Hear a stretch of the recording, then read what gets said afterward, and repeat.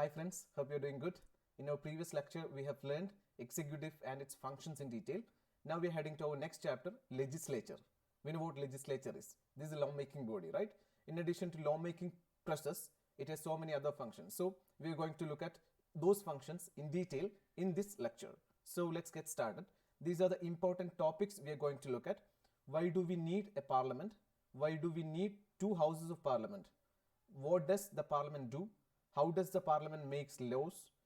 How does the parliament control the executive? How does the parliament regulate itself?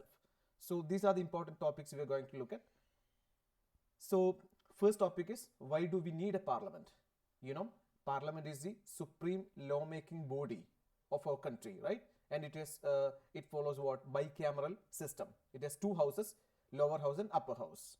Then legislature, it's a lawmaking body, and it is just one of the functions. You know, lawmaking is just one of the functions of legislature. In addition to lawmaking process or lawmaking center of it's a center of all democratic political process. You know, a democratic political process, in the sense you can see walkouts, you can see protests, you can see demonstrations, you can see unanimity in decision making, you can see concern and cooperation. These are the day-to-day working actions that is happening in the parliament or in legislature.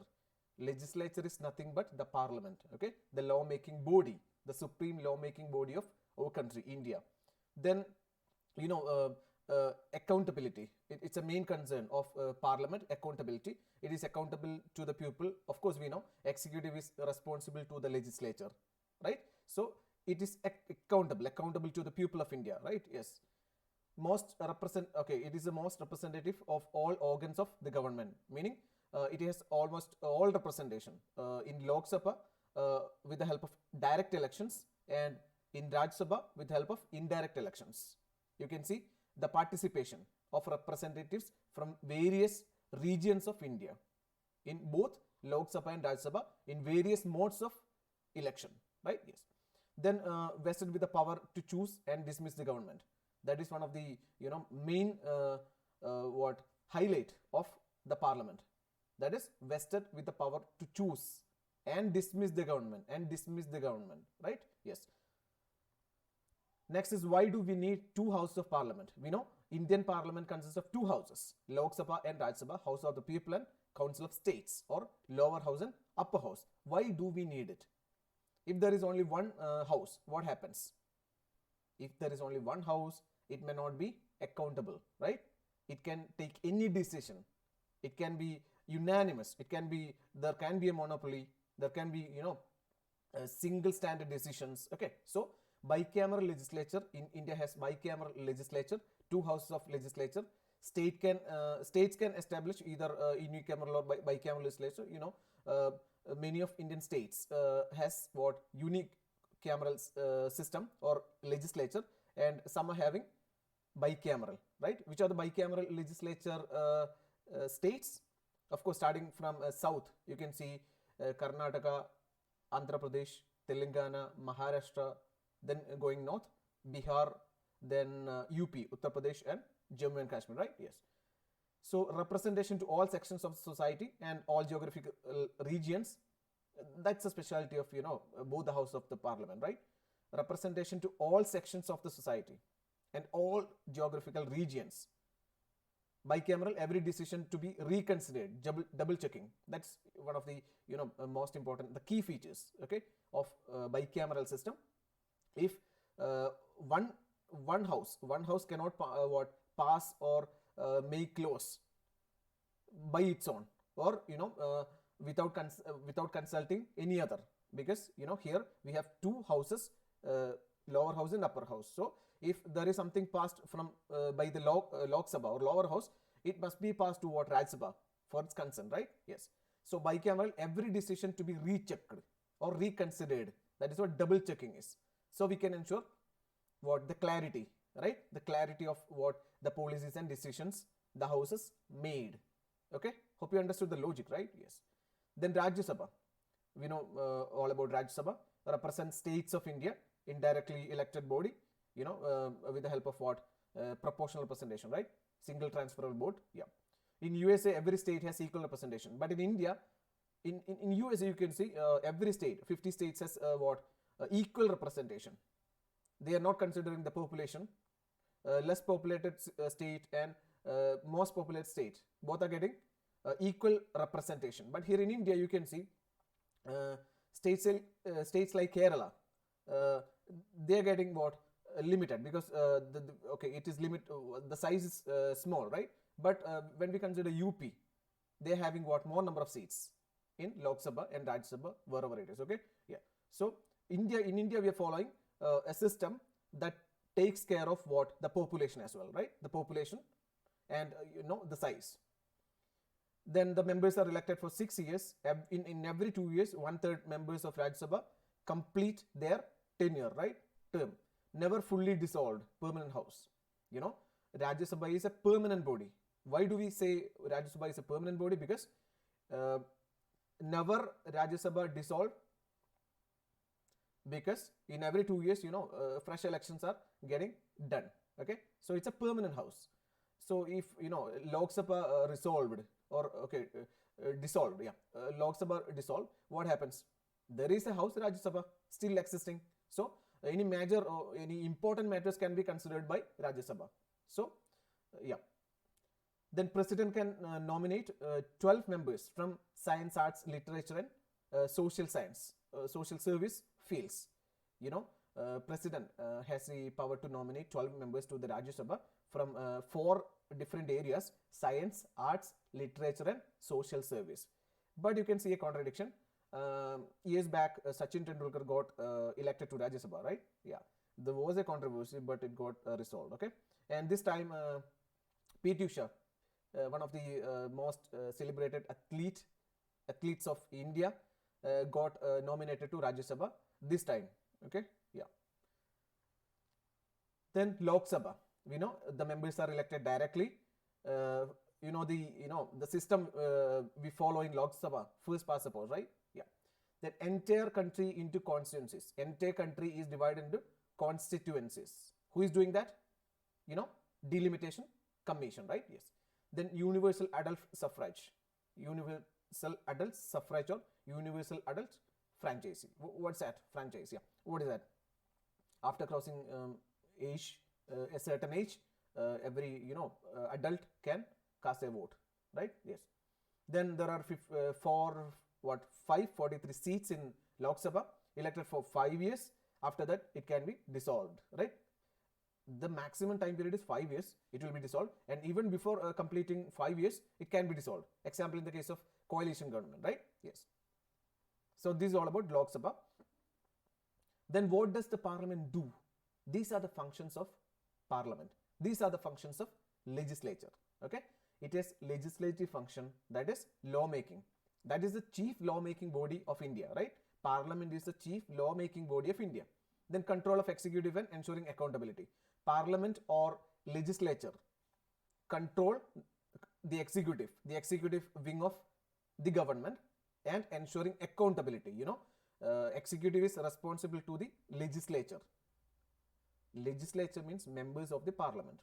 Executive means president. Let's leave president, prime minister and council of ministers. So prime minister and council of ministers alone can't do everything on their own, right? They are accountable. They are accountable to the legislature. They are accountable to the parliament. They have to justify what they are doing. Yes, okay. That is one of the finest functions or finest advantage of having both the house of parliament, right? Yeah. Then financial function. Legislature control taxation. You know what taxation is? That is one of the most useful resources of making money for the government. Then government does not misspend or overspend. Of course, it manages it has a monitor. Okay, it monitors finance of the government, and it ensures government does not misspend or overspend the money, right? Yeah. Which are the different purses of India: Consolidated Fund of India and Contingency Fund of India, right? Yes. Then we have one more, public account. Okay, we are not looking at that. Then representation: regional, social, economic and religious group. You can see regional, social, economic, religious. These are the different representation wise member election, right? With all this, meaning from all these different parts of the country, that is regional, then different social aspects, different economic perspectives and religious group, all are getting participation in the parliament, right? Representation, right? Yeah. Then debating function, highest form of debate, of course, you know that, free to speak on any matter. If you don't have any idea about this, just go and watch Rajya Sabha TV at least 2-3 days continuous, okay? You'll have a good understanding of it. Yeah. Then constant function, you know, changes to the constitution, special majority is needed. So the parliament or to the legislature or the legislature has constituent function, one of the most important functions of the parliament. Changes to the constitution, it can change or it can amend the constitution, but it requires special majority. You know what special majority is, right? Yeah. Then electoral function, parliament elects president, vice president, right? Yeah. And parliament can impeach what? President, and they can remove vice president. Yes. Then judicial function, removal of president, vice president, judges of Supreme Court and High Court. Okay. So these are the different functions the parliament does. Legislative, control of executive and ensuring accountability, financial representation, debating, constant function, electoral function and judicial function. Next is special powers of Rajya Sabha. Of course, Lok Sabha and Rajya Sabha are the two bodies, right? Two houses of the parliament, and Lok Sabha is directly elected, so they're having some, you know, upper hand when we relate to Rajya Sabha or on Rajya Sabha, because Rajya Sabha has limited powers actually in reality. So these are some of the special powers Rajya Sabha possesses. Remove matter from state list to either union list or concurrent list. Approval of Rajya Sabha is necessary. If the parliament or the Lok Sabha wants to, or the government wants to move any matter from state list, there are 3 lists: state list, union list and concurrent list. So if they want to move any list or remove any list from state list and passes to union list or concurrent list, both state and union can engage in, right? Yeah. So if they want to move any matter from state list to union list or concurrent list, they want the approval of Rajya Sabha. Okay. Then cannot initiate, reject or amend money bills. It's not an advantage. Okay. It's not a special power actually. Rajya Sabha cannot initiate, cannot start. Rajya Sabha cannot reject, or Rajya Sabha cannot amend money bills. Okay. Money bill is exclusively related to Lok Sabha. Okay, money bill can be initiated, can be rejected, or can be initiated only in the Lok Sabha. Okay, yeah. No use of rejecting or amending. We can't say that because they are moving it, right? Yeah. Then passing of non-money bills, constitutional amendments, impeaching president and removing vice president, powers are co-equal. Okay. In the case of passing non-money bill, constitutional amendments, impeaching president and removing vice president, powers are co-equal. Okay. Then how does the parliament make laws? The parliament is a chief lawmaking body of India. So we are going to look at how does the parliament make laws. There are 2 terminologies. One is bill and second is law. What is a bill? That's a proposed law, right? Bill is a draft of the proposed law. Private member's bill. Who is a private member? A non-minister member. Okay. Private member is a non-minister member of the parliament. Then types of bills. There are 2 types of bills: government bills and private members bill, and non-money bill and money bill. Based on who present, we have government bill and private bill. Then based on money, connected with money, non-money and money bill. Then non-money bill, ordinary bill and constitutional amendment bill. We don't have any classification for money bill, but for non-money bill, it can be ordinary bill. Ordinary bills related with the day-to-day activities of the country. Then constitutional amendment bill. Then money bill can be presented or can be initiated only in Lok Sabha. We know that parliament, the Rajya Sabha cannot initiate. Rajya Sabha cannot, amend or reject money bill. Bill has to be passed by both houses of for enactment. Any disagreement, joint session will be conducted. Joint session is declared by the president and will be, chaired by the Speaker of Lok Sabha. Okay, yeah. Then bill has to be passed by both the houses. After that, it passes to the president for its consent, and after that it becomes law. So bill and law. Bill is a draft of the proposed law. After having completed all these procedures, it will become a law. Okay. Yeah. Then how does the parliament control the executive? Of course, the executive is responsible to the parliament or to the legislature. Instruments of parliamentary control. These are some of the functionaries, or we can say some of the things that made the parliament control over the executive. Deliberations and discussions. Question hour is the most effective tool for deliberations and discussions. Government cannot unanimously do everything, okay, because government or executive is responsible to the legislature. They have to justify each and everything whatever they're doing to the legislature or to the parliament. Okay, yeah. So question hour is one of the most effective tools in making deliberations and discussions, or control over the executive, right? Yeah. Then approval and ratification of laws. Bill becomes law only by the approval of the parliament, right? Bill becomes law only after the approval of the parliament. Then financial control, always keep an eye on financial matters. The parliament or the legislature always keeps an eye on the financial matters of the executive. Then non-confidence motion, right? Yeah, you know what non-confidence motion is. If the government has a majority, it continue up to it can continue 5 years. But if there happens horse trading or something like that, they may lose the majority. If they lose the majority, the opposition can raise non-confidence motion. So it questions the majority of the ruling party, right? Yes. If they win, they can continue as the government. Otherwise, they have to quit, right? Yes. What does the committees of parliament do? That's next topic. Lawmaking as well as day-to-day business of the house. Legislature or the parliament does not only lawmaking, but it deal with the day-to-day business of the house, day-to-day activities of the house. Then there are different committees: standing committee, joint parliamentary committee. We have one more committee, ad hoc committee. Okay. So here standing committee means supervise the work of various departments, their budget, expenditure, and the bills. So standing committee is a permanent committee.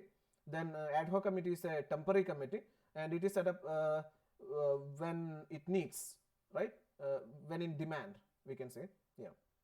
Suppose something comes in, some allegations or something. So at the time, ad hoc committee will be set up. Okay. Yes. They will, they will inquire the matters and submit the report to the parliament. Yeah. So that's ad hoc, temporary nature.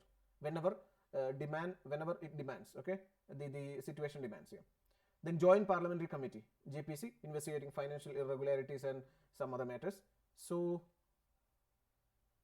this is about these are the committees does. Okay, different committees of the parliament. Then how does the parliament regulate itself? Presiding officer of the legislature is the final authority in matters of regulating the business. So parliament regulates itself because parliament has we can say always that executive and legislature.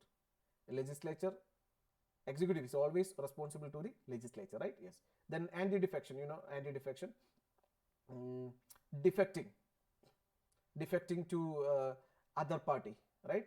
There are so many, conditions and criteria for anti-defection. Okay, so we will see it in the coming classes in detail.